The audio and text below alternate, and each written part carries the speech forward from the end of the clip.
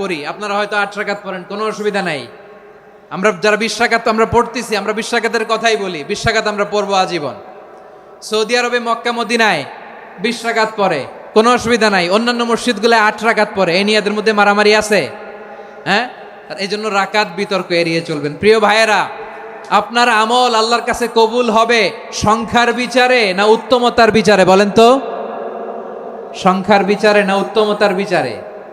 উত্তমতার বিচারে। কত চমৎকার ভাবে আপনি আল্লাহর সামনে দাঁড়াতে পারছেন এটা বিবেচ্য। রুকু সেজদাগুলো সুন্দরভাবে করবেন, রুকু থেকে সোজা হয়ে দাঁড়ানো ওয়াজিব, 2 সেজদার মাঝখানে সোজা হয়ে বসা ওয়াজিব। এই তা'দিলুল আরকান বাদ দিলে হানাফি মাযহাব মতে সৌ সেজদা দিতে হবে, অন্য মাযহাব মতে নামাজই হবে না, আপনি নামাজই হবে না।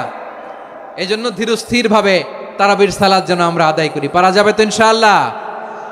3 নাম্বার, তাহাজ্জুদের সালাত আদায় করুন।